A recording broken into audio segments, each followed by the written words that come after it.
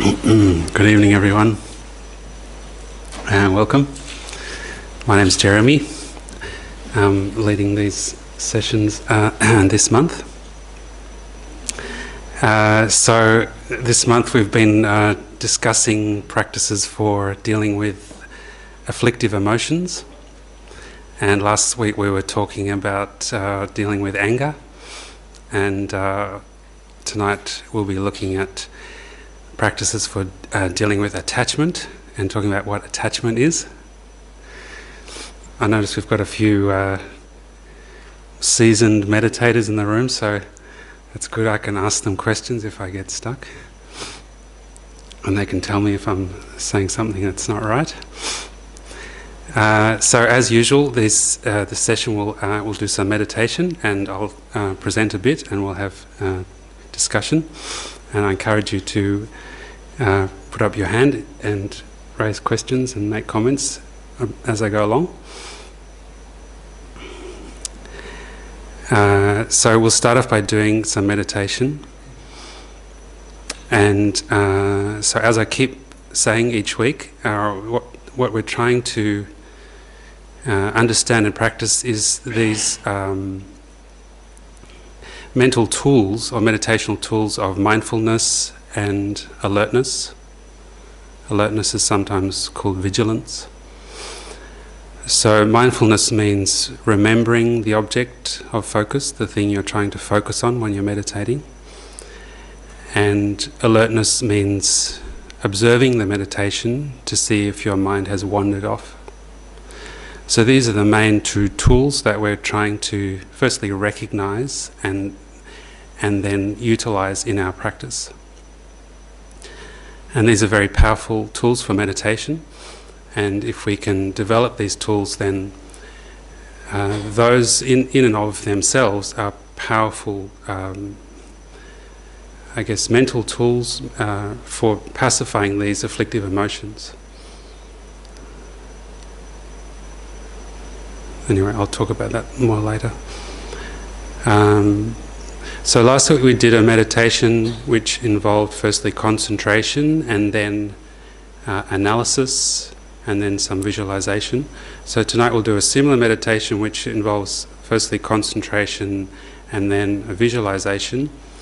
And the visualization is aimed at developing compassion, similar to what we were doing last week.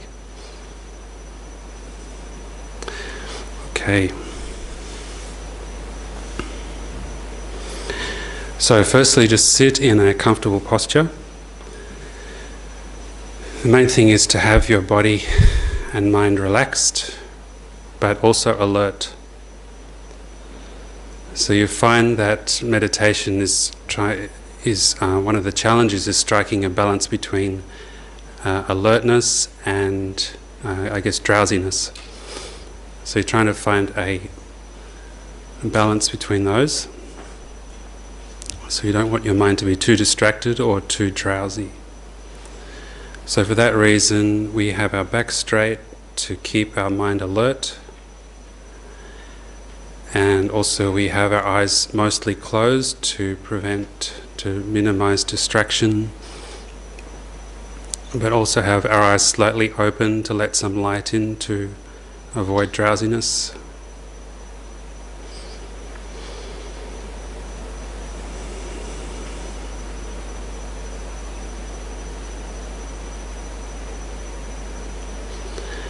So firstly, just bring your attention to your breath and observe your breath moving in and out.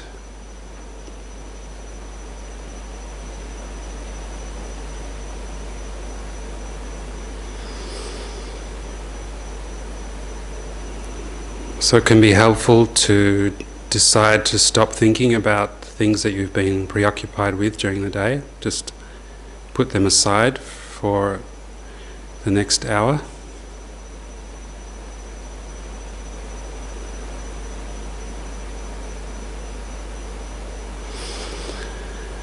So you just observe your breath moving in and out. So you're placing your concentration on that observation. It's helpful to focus on the point at the tip, underneath the tip of your nose, on the sensation of the breath moving in and out past that point.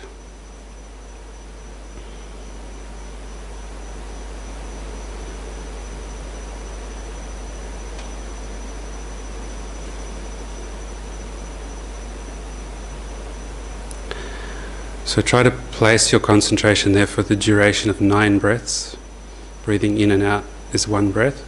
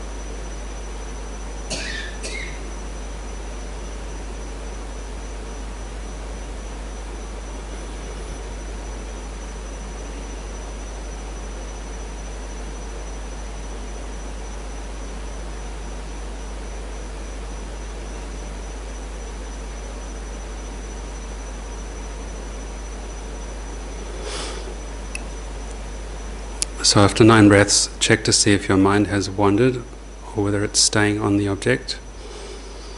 And again, remember mindfulness and alertness. So mindfulness is remembering the breath, the object of meditation. Alertness is observing to see if the mind has wandered away.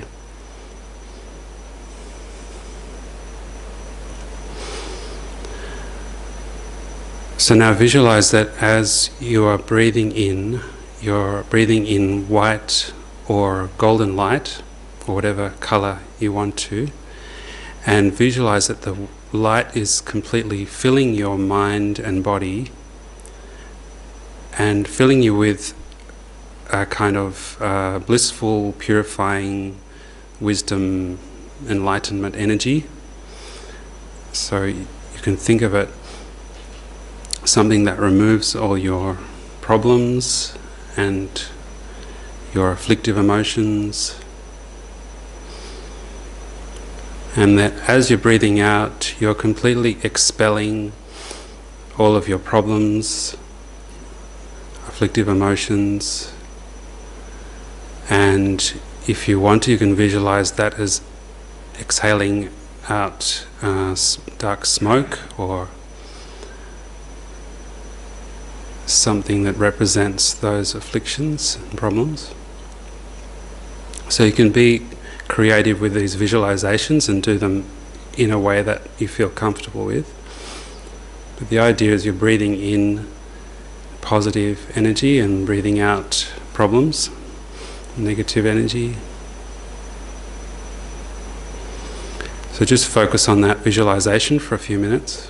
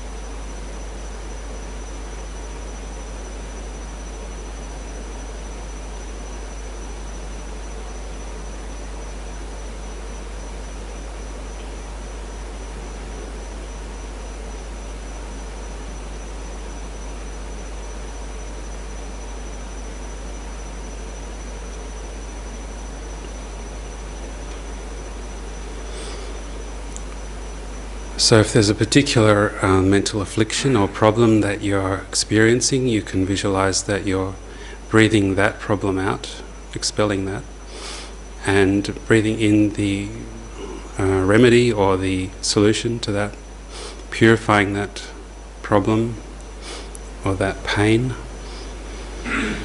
Just feel that it's being completely removed.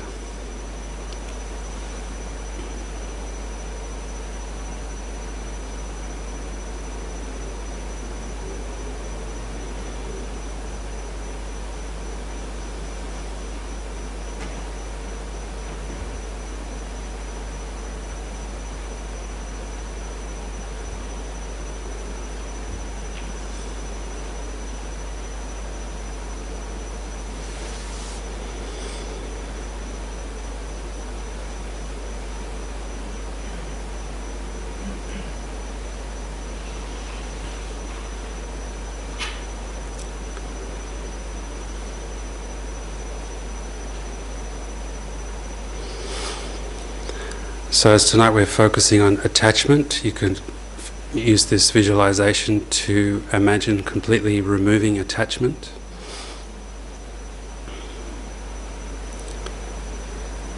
And all the problems that are caused by attachment.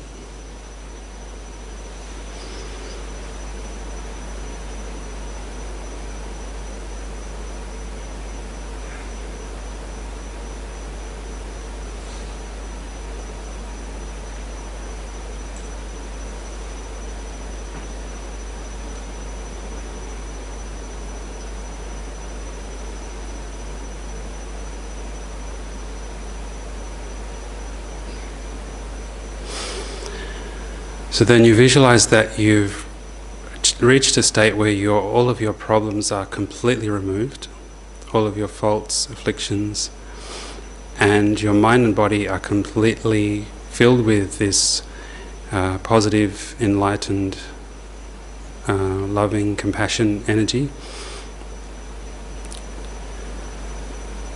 So you visualize that your mind and body are completely clear and purified.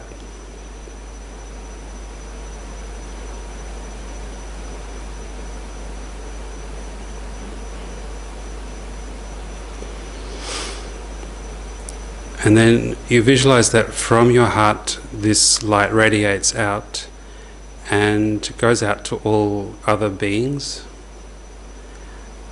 and removes all of their problems, fills them with the same enlightened energy.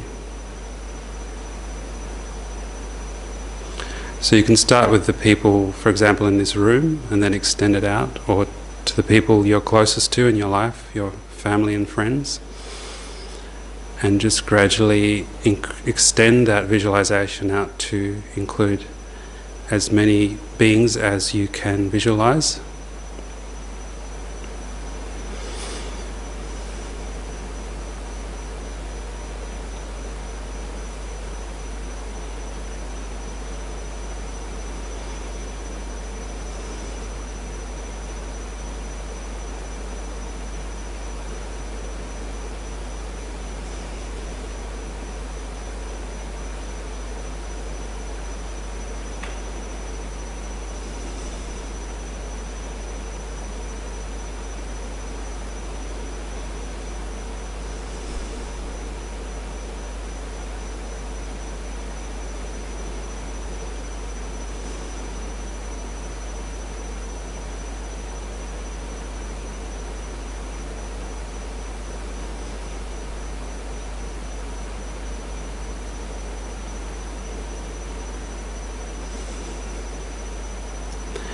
And in particular, you can focus on the people that you don't like, the ones that are most problematic to you, the ones that cause you the most problems. So you extend the same visualization to them.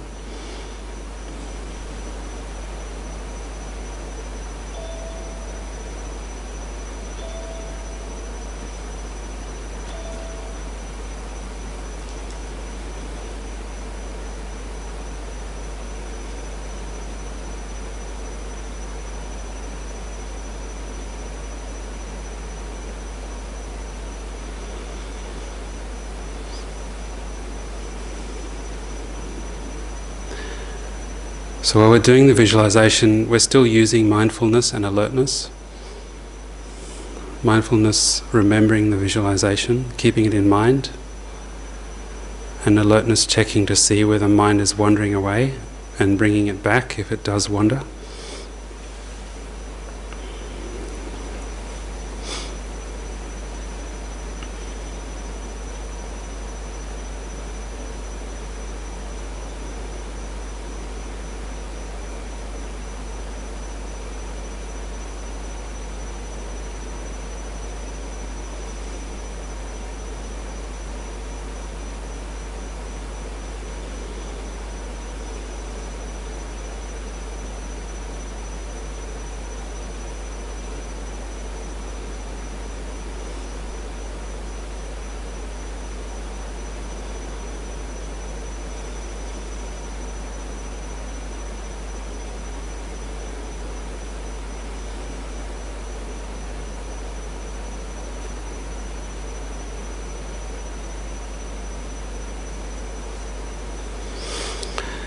So you end the meditation by imagining that all beings are completely filled with this enlightened energy, completely removed. All their problems are completely removed.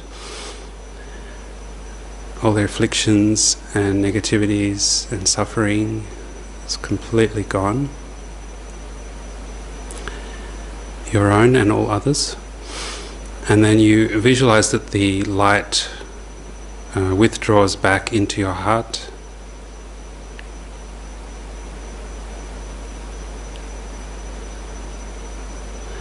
So the visualization should always be very gentle and light, so you're not using a lot of force.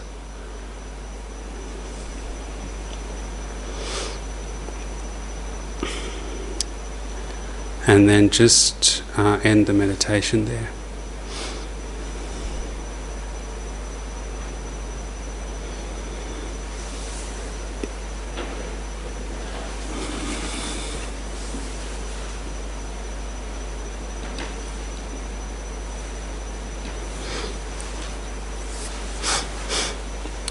So, any comments or thoughts, questions about that meditation?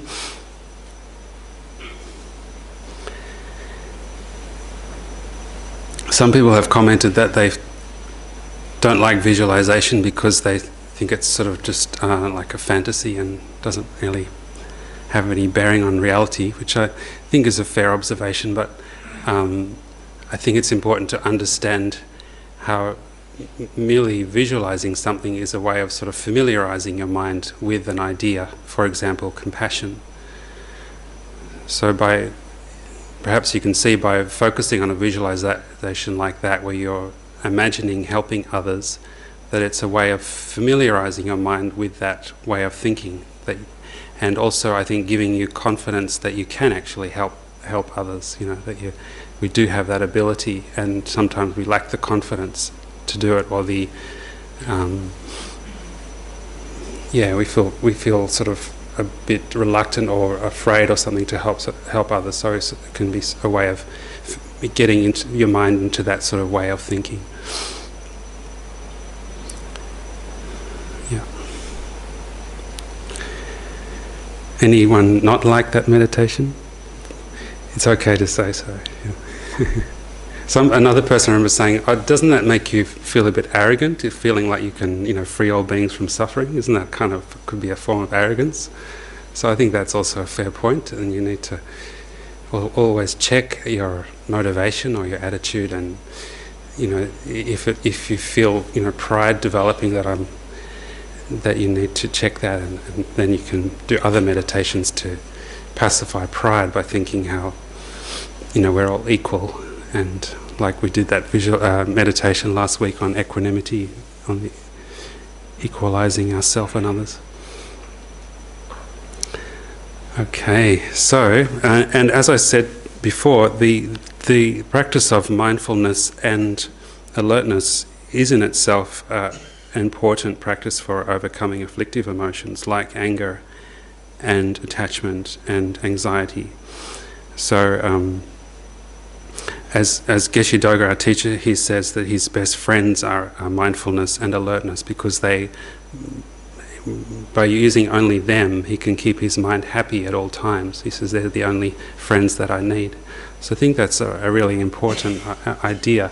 And you can see how if you were able to keep your mind on a positive object, on something that makes you feel happy, that you would be able to maintain that happy state of mind all the time.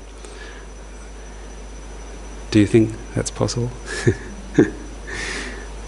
My mind just wanders all the time, but you can sort of see in theory how that might be possible, and we can do that in our meditation. Okay, so on to talking about attachment and dealing with attachment. Oh, sorry, before I get onto that, one other thing I wanted to talk about, which is something that the Dalai Lama often mentions. And he says it's important to understand that the afflictive emotions like anger and attachment are based on misunderstandings or misconceptions, mistaken ways or mistaken ideas. And so I think just that in itself is a powerful idea, because it makes you realize that these afflictions, which seem so overwhelming, are, if they're based on mistaken ideas, then it shows that they're not that powerful. They're sort of vulnerable to being removed and overcome. So if you can analyze those afflictive emotions and see how they're based on mistaken ideas, misunderstandings of the way things are, you can see how you can overcome those by overcoming those mistaken ideas. And on the other hand, the positive ideas like compassion and wisdom, equanimity and patience are based on correct understanding of how things are. And so for that reason it makes them much more powerful and stable and solid. But of course these are things we have to analyze. We can't just accept that. We have to check up, is that true? If you have an afflictive emotion arising, you need to look at it, analyze it, and think about what are some of the ideas that's based on. So like last week we were talking about how you can get very angry about very small things. For example, with road rage, people can get extremely angry because someone makes a rude sign or a rude word at them and just fly off the handle. And then later on, in retrospect, they see that they've just completely overreacted to that situation and blown it up out of all proportion, and done, maybe regrettable things like jump out and rip off their mirror or something. And we can see sometimes how our minds work like that, and you can see how it's based on a mistaken mind in that instance, how your mind has misinterpreted the situation or exaggerated the insult. Do you see that point? Does that make sense? Anyway, something I think we need to analyze and check up.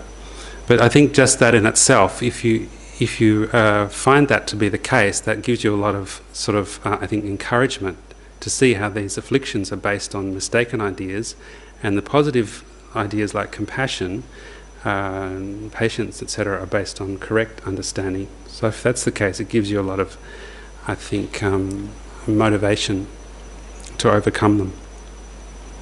Yeah, so that's an important point.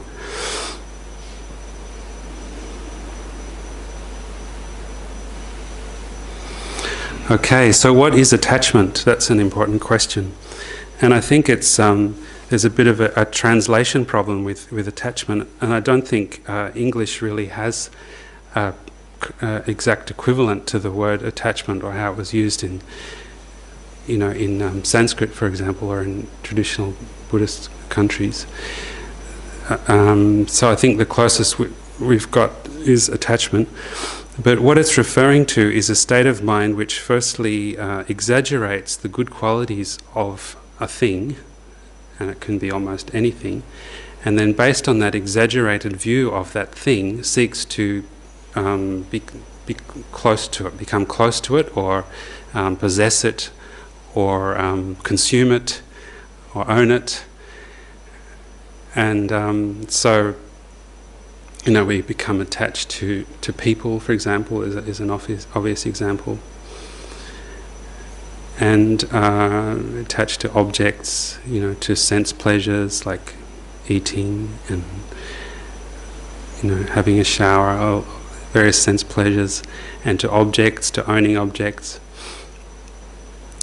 And an important point to make, I think, is when we start talking about attachment, often I think it's misunderstood, and it's very important to understand that when the Buddha is saying that attachment is a problem, he's not saying that happiness or pleasure is a problem, per se. So the Buddha's not saying there's anything wrong with eating delicious food, or having a relationship, or owning things, having a beautiful house, having beautiful clothes, for example. There's nothing inherently wrong with those, but the problem is that we tend to become attached to them. So again, attachment is exaggerating the importance of those things and then trying to grasp onto them. So then we think, well, what's the problem with that? Why is that a problem? So then we need to analyze, whether attachment is an affliction. Is it causing us problems? And the Buddhist view is that attachment is a big problem for us, even though we may not be aware of it. So attachment is said to be one of the more difficult afflictions to overcome because it's often hard to recognize. So anger, for example, is something that's fairly easy to recognize, and also the faults or the problems caused by anger are also fairly easy to recognize, because we can see how when we're angry we get upset, we feel uncomfortable, and we hurt people around us, and we create problems in our relationships and feel guilty afterwards. But attachment is said to sort of masquerade or often appear as pleasure, and is sort of mixed up with pleasure, or appears to be mixed up with pleasure. So the example of, so you might think, well, how can something that's suffering or afflictive emotion appear as pleasure? And the example or analogy used is of like a moth being drawn to a flame. So you can see how moths are so attracted to the light or the candle flame, they can't resist it, even though it's burning them, and they keep coming back and getting burnt until eventually they get killed by it. So that's an example of attachment, how your mind can be so attracted to something and so overwhelmed by the apparent beauty of that thing that you don't even notice that it's harming you.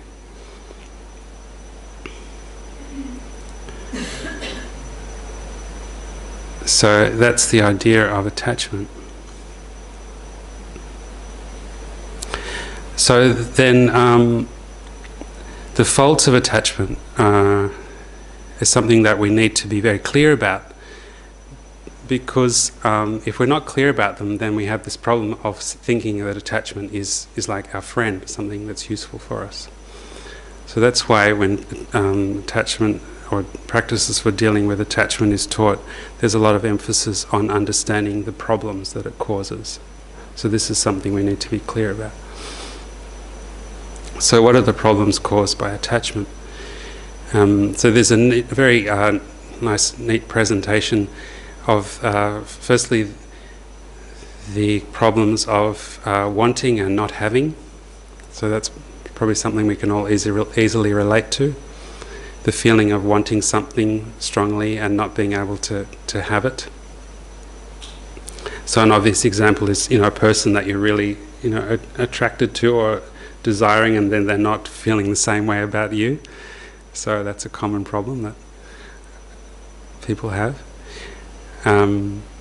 Or just wanting an object or promotion or anything. We can become attached to almost anything. Attachment to praise, attachment to recognition, even attachment to an idea of ourselves, how we like to present ourselves to the world, and then if someone threatens that view, then we can become upset. So the problem of wanting and not having. And then there's the problem of having. So even when you have things that you're attached to, still attachment is a problem. So, for example, you know, if you're in a relationship with someone and you're very attached to them, then you might be constantly anxious about them leaving you or going off with someone else, or, you know, and then jealousy can arise because you're, you know, anxious about them becoming, you know, interested in someone else. So all these problems are arising because of attachment. And also, maybe with possessions, you might have a strong attachment towards an object, like, I don't know, a car maybe, or something you've worked hard to save up money to get, and then when you get the thing, it doesn't fulfill all your expectations because of the strong attachment, and the object can't live up to the expectations because the attachment has blown it up out of, you know, beyond what's, you know, beyond reality. So then you have disappointment. I was thinking of also some parents, myself included, you often have anxiety about your children, and partly that's a protective instinct, you know, which is necessary, but also it comes because of attachment. And so you know, some parents can become extremely anxious about their children's welfare. That's a big problem, creates problems in their relationships with their children.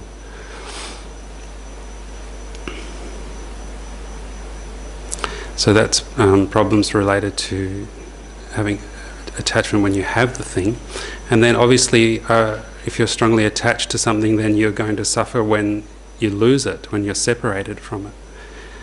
And because all the things we're attached to are impermanent, and ourselves also are impermanent, eventually we're going to be separated from those things. So if we're strongly attached to things, then we're going to suffer when we're separated, inevitably separated from them. So that includes people, possessions. You know, at the time of death, we're even going to have to be separated from our body, which is possibly one of our strongest attachments. So that's problems of being separated from the object. So I'm wondering what you think about all that. Does that sound? Do you agree with that? I was actually thinking of attachment, which you kind of mentioned in reverse, in the sense that I saw someone on the street today, just had a blanket and that was it. And I was just thinking, as you were speaking about someone in that predicament, where, you know, I guess you would have polar ends of attachment. I mean, attachment to that person is wanting to have shelter and water and things like that, which are necessary practical things to exist, and probably his entire day is spent thinking about that attachment to that. Does that make sense? I mean,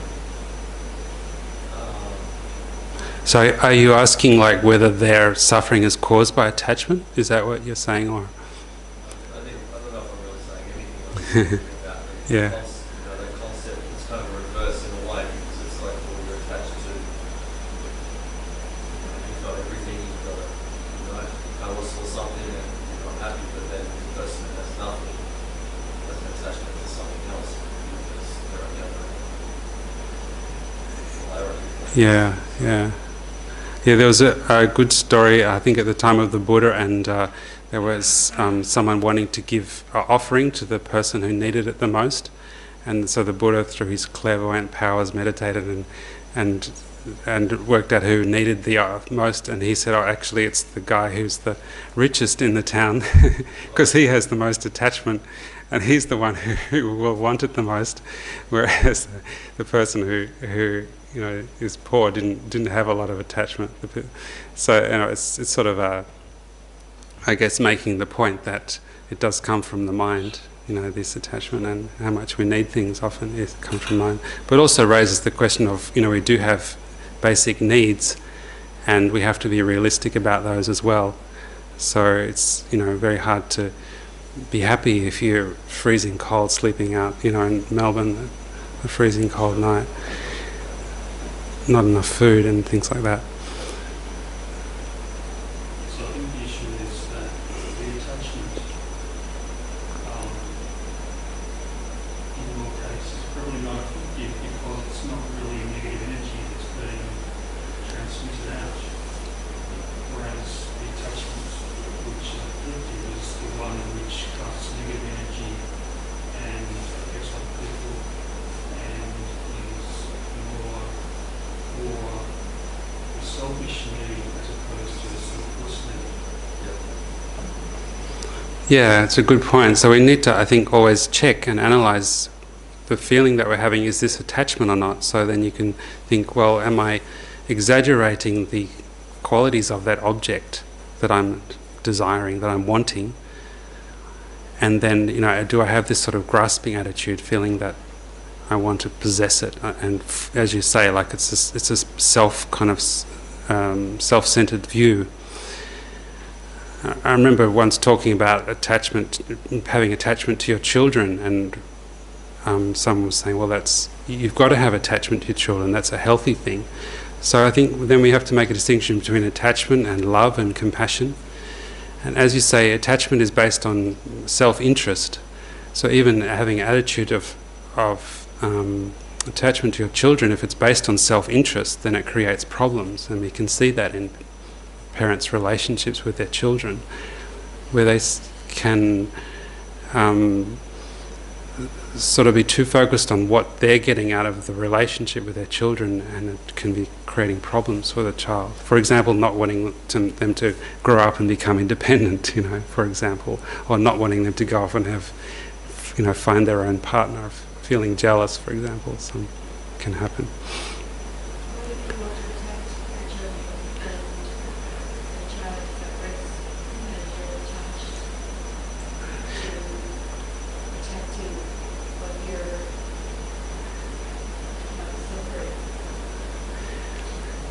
Yeah, so again, I think we have to analyse carefully and distinguish, what is the protective kind of compassionate or loving feeling, and what is the sort of self-interested feeling. And often I think they're kind of mixed up together, and we have to be sort of careful and check up.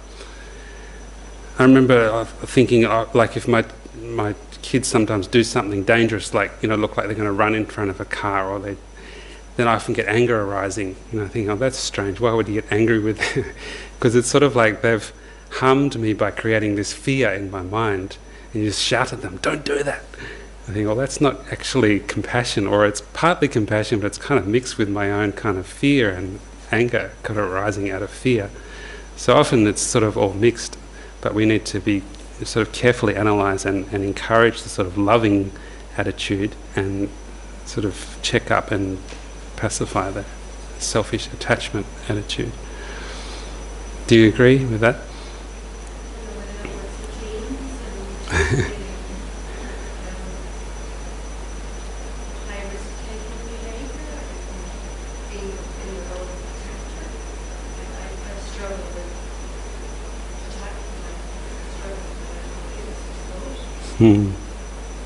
Yeah, so for example with teenagers, and often the problems that they're confronting the parents' authority, challenging it, and then so you find anger arising because they're not treating you with the respect that you feel that you deserve, because you've given your whole the last 19 years of your life to raising them, so you expect a bit of respect. So again, we've got to check up, how much of this is sort of pride and self-interest, and how much is it actually love and compassion, and analyse, and what's best for them. So if you get angry with them, is that going to help them? Or if you can remain calm and sort of deal with it in a way that's more productive. And so yeah, it's tricky, especially in the heat of the moment. But I think just having an understanding of what attachment is and how it operates in our life, and we can sort of begin to understand the patterns and sort of analyse our behaviour. Yes?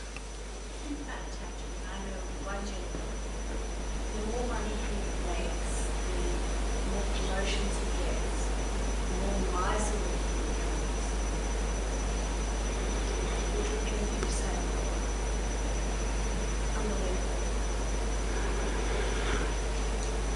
would be attached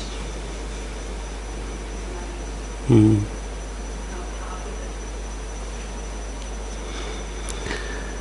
Yeah, I mean, attachment can be so strong. I mean, you can see it in your own mind. It can be so, and you can become attached to very tiny, insignificant things, like how hot your coffee is when they serve it to you in the cafe.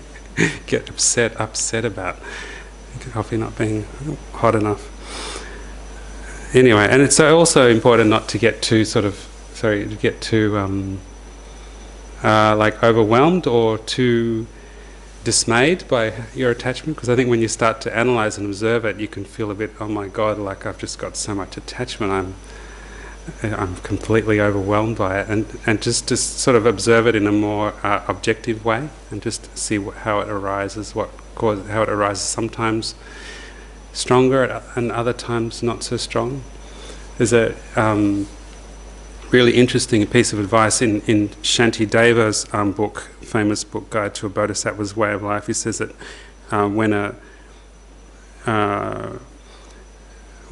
I think it's crows see a dying snake, they behave like eagles. So they feel really courageous and attack the snake because they can see it's dying. So this analogy of when our mind becomes down, that the afflictions can become stronger. So when you find that in your own experience, I think, when your mind is a bit down, a bit sort of depressed, then things like attachment can arise up much more strongly. So it's interesting to watch those kind of, patterns in your behaviour, I think. Sorry, you had a question over here. I was just wondering about, excuse me, like an overview kind of picture of how meditation fits in, sitting meditation. Like if you're approaching every little attachment you discover, seeing them as afflictions, and then you're going and sitting for 10 minutes or an hour or something. I mean, which one is going to be more likely to free you from that condition? It's kind of like, is this being presented as you should come at it from both sides? You should come at it from meditation, sitting meditation, and then try and notice all these little things, and one by one you might be able to let go of these and change them. But, I mean, just from things that I read, it seemed like there's been experiences of meditators that they all of a sudden let go of all these little minions of different attachments. You can come up with a million examples, and they've let go of all of it sort of at once, rather than worrying about the different thousands or many little things that arise. No, you raised a lot of important points there. And some of them are sort of central debates, I think, amongst different spiritual traditions. For example, like you said, is it sufficient just to practice mindfulness and alertness, and, for example, just focus on your breath? And because while you're doing that, then the afflictions like anger and attachment can't arise because your mind is focused on a neutral object, if you can keep your mind focused on that. And so then the question is that sufficient? If you do that for long enough, will the afflictions just sort of dissolve and go away?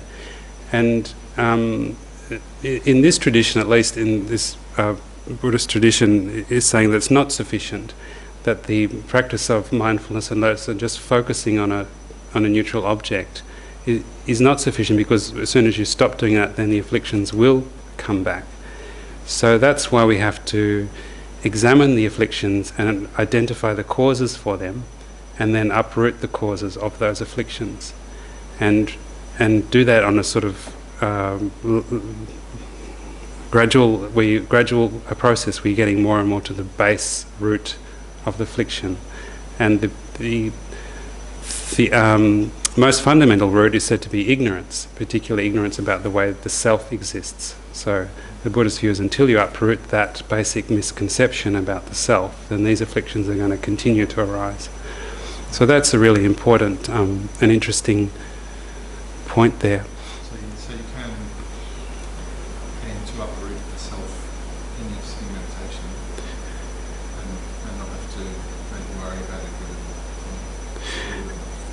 Yeah, so that's the aim. But we start with the most obvious and gross sort of manifestations, the things that bother us the most. We start with there, for example, attachment or anger, and then you work with those and gradually pacify them. So there's a path called the path to liberation is firstly practicing morality, which means basically non-harming. So doing that pacifies the most powerful and gross harmful emotions. Then after that you practice meditation or concentration that pacifies the mind further. And then once you have concentration, then you can practice wisdom, which is uprooting this most subtle incorrect views about the self. So you can see how it's a gradual process of, refining the mind and developing this powerful concentration. But that also shows how important the concentration is, because we need to develop that very powerful concentration to get to the most subtle forms of ignorance. So that's basically, like the whole kind of Buddhist path, encapsulated in a few sentences there. But yeah, you raised many very interesting and good points in your question.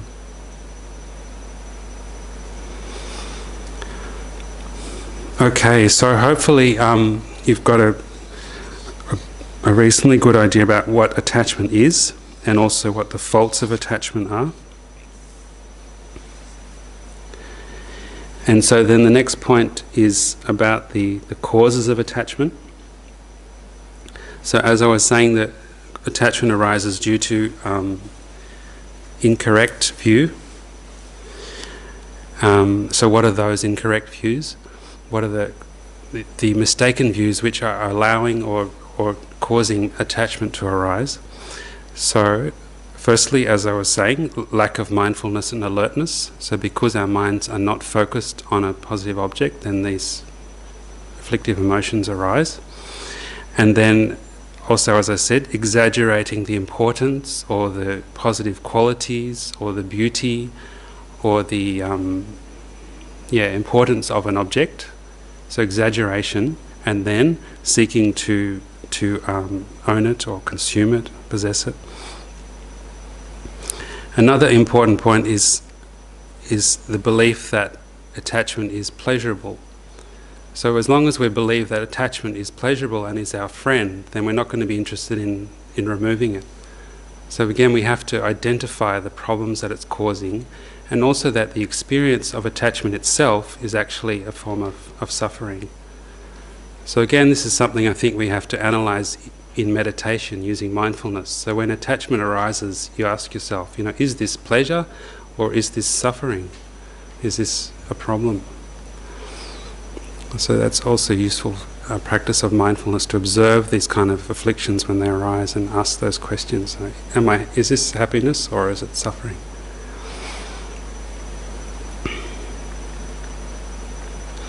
Also, the belief in permanence is also one of the causes for attachment to arise. So if you think about an object that you're attached to, you find that you have this view that it somehow has some unchanging, beautiful essence. For example, a person. You think of the most beautiful person you can think of in the world, and then you check up. You don't have to agree with me, but I think you have this view that they have some kind of unchanging, beautiful essence in that moment when your mind's attached to them or to any object. Beautiful house, beautiful car. So this is the belief in permanence, that there's some kind of permanent, unchanging essence. So when we analyse, it's not hard to see that that's incorrect, that there is no... Because a person is something that's changing every moment. The body is changing, every atom and molecule in their body is changing. Even the way they appear externally, they're changing. And also the way that they appear to our minds is changing. So one day they might appear very beautiful and the next day not so beautiful. And maybe just that your mind has changed. The way it's appearing to your mind is changed. Or that beautiful boots that you bought and you get them home and they don't look so great. Shopper's remorse. Or you can think of examples. Yes. You might think of, you mentioned physical things. Yes. I think you think of people losing their life partner, for example. Yeah. You think of this, I think of strong attachments and love and emotional shared life. Yeah. Relationships ending, how people connect. I don't know, it doesn't seem right for the job of those attachments. Yeah. And that's what my mind is, I'm thinking of wisdom, what happens there when you're using that for selfish reasons or reasons of self. Yeah. Yeah, so that you've raised a lot of good points there. So I think for all of us probably the most painful thing will be the, separation from the people that we love. And that's, one of the most difficult things that we have to deal with. So in that kind of suffering, we're still important to check up, what is the cause, what's making us suffer? And is it attachment? Or is it sort of concern about, what I've lost? Or is it, concern for them? So we need to sort of analyse and think about what is it that's causing it. Do you have to suffer when you're separated from someone? Is it inevitable? Do you always have to suffer? So there's something we have to check up, I think.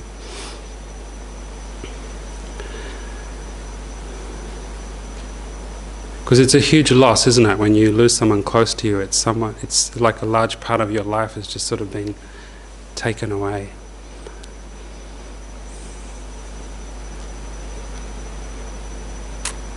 Anybody else have thoughts on that? If you're suffering from grief of losing a loved one, is it caused by attachment? Or is it caused by love? Or something else? Yes? When you become attached to the actual suffering. Yeah, that's an interesting idea, isn't it?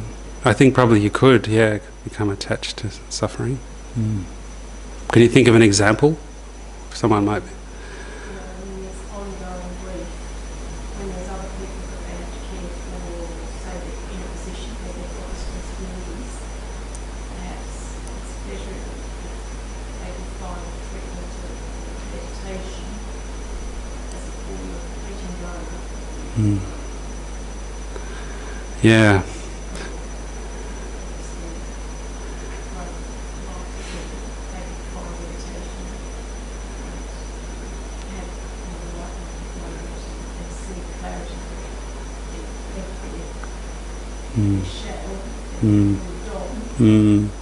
I think like something like being attached to suffering maybe being a bit like being attached to something just because it's familiar, something that's you're used to. And I think fear can also be a good example of that. You can become attached to fear, I think, because it's sort of a familiar feeling, perhaps.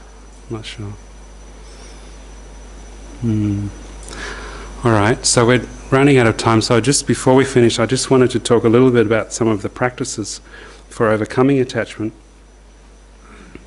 So these are kind of, we've sort of covered them by talking about the causes of attachment. So the practices for overcoming attachment are practices for overcoming those incorrect views or those mistaken views which give rise to attachment.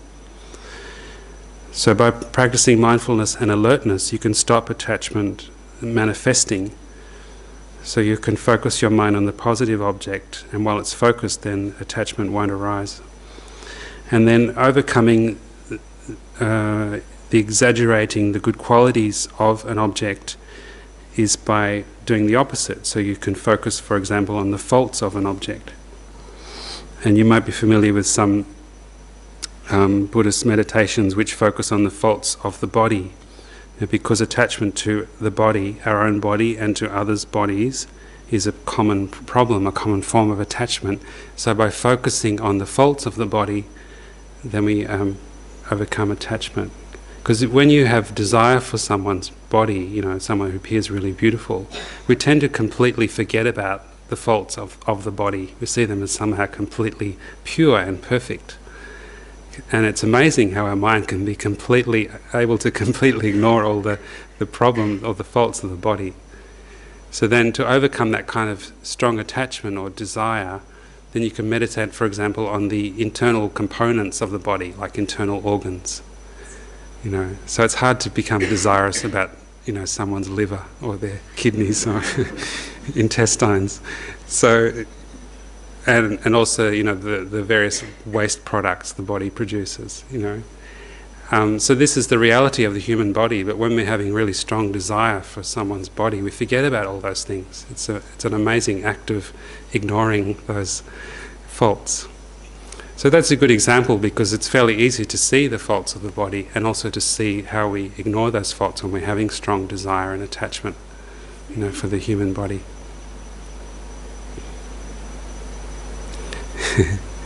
So often, you might have read some of the Buddhist books where they go through an excruciating detail of all the problems of the unpleasant aspects of the human body in a sort of surgical precision. Go through, so you can scan through meditation all the constituents that make up the body.